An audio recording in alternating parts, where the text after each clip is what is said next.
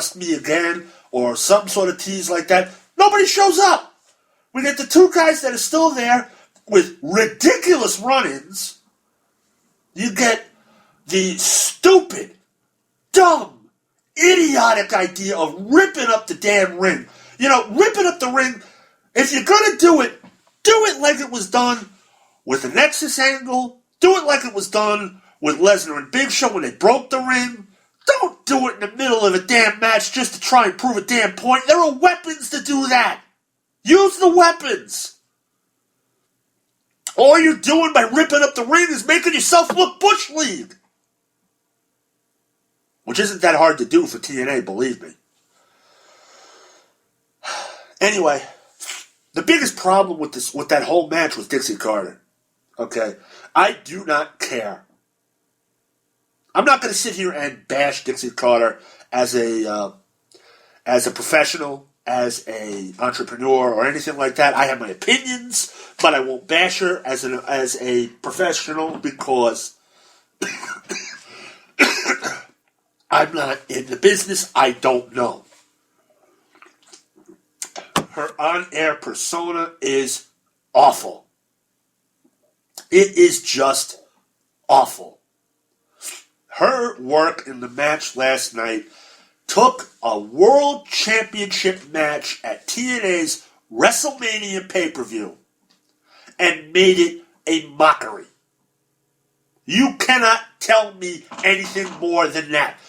It was an absolute mockery to see Dixie Carter there bullying Earl Hebner. Earl Hebner, the guy that 5 minutes ago was pushing Bully Ray, telling him to go to hell.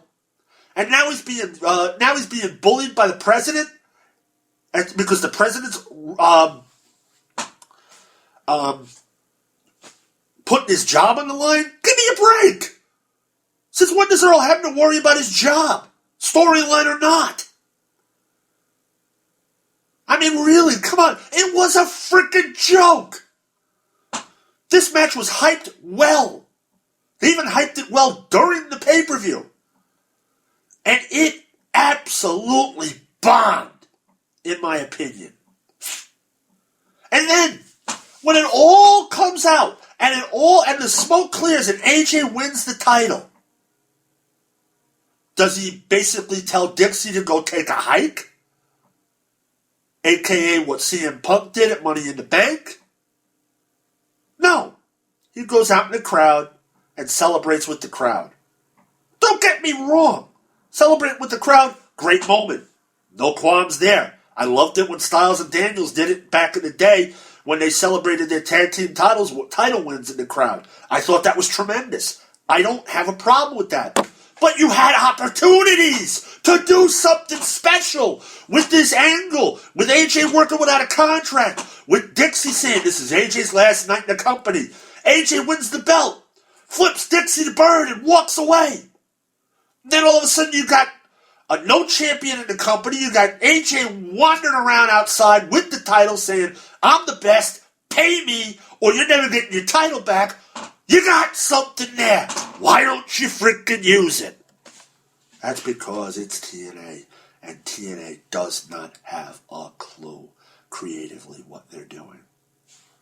I left out one part of the show I'm going to talk about now. And that's Kurt. Now, I didn't listen to the speech because, quite frankly, it was a bathroom break. Yes, I admit it. It was a bathroom break. It was a dinner break. But I didn't listen to the speech.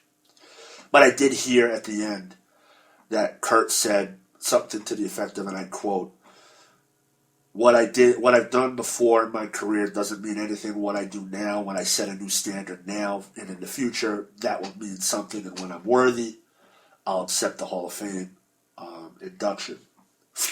A couple schools of thought here. Number one, obviously TNA had no clue about this going down.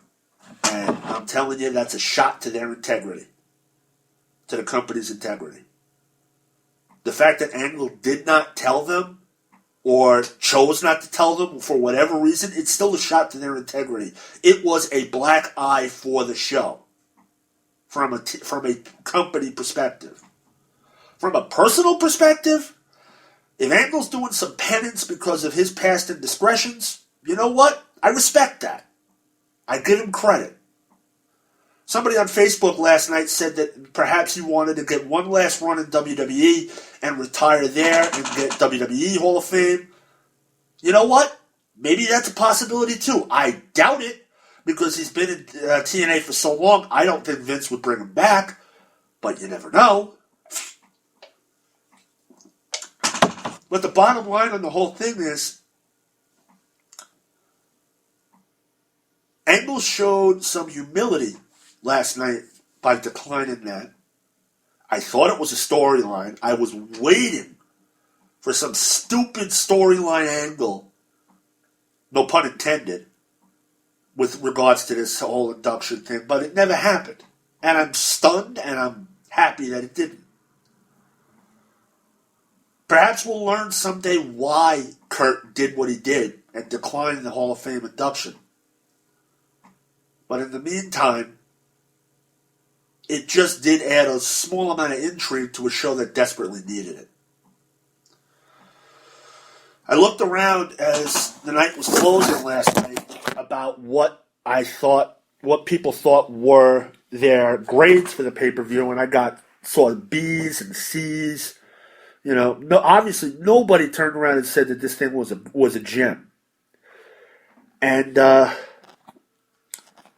didn't see anybody else mention, except for Alan Wojcik, or I don't know how you pronounce his name, but my name is Alan on Twitter, mentioned about how bad Ultimate X was. So the general consensus is Bound for Glory did not live up to the hype, not by a long shot. The crowd was active, but the crowd was small. I don't know. You know, what happens down the road remains to be seen.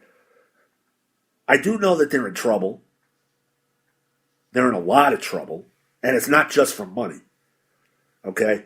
Take the money stuff out of the picture. There is a lot more here than just money that is a problem in this company. Dixie Carter, Dixieland is in serious trouble. And I'm not talking about your bank book. Okay. Bound for Glory, overall, I give it a D. Angle and Rude, terrific.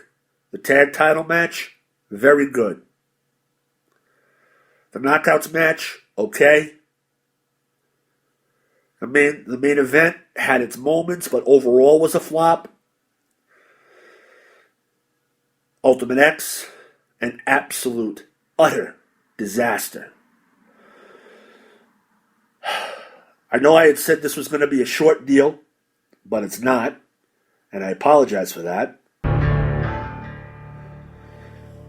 In the future, it'll probably be shorter. In the future, who knows? Maybe it'll be another 20-minute conversation talking about a pay-per-view. One thing I can tell you is this. It was fun to spew, and I hope you guys enjoyed it. I hope you'll take the time to listen to it down the road. As things progress, I'll progress. Play it as it comes. See what happens. In the meantime, give me a shout out on Facebook. Facebook.com/MSiciliano. Give me a shout out on Twitter at Clack Live, KLAC Live.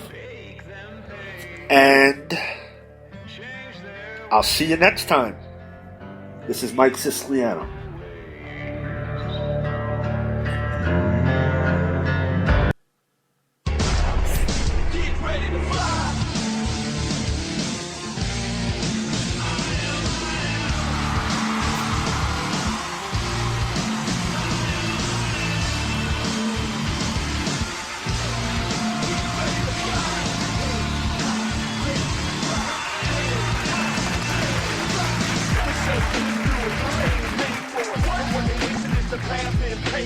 That's why he hit him top like he belong there. And when he taking off, he's like he own air. Trying to hide now, like the birds do. It's all over with style.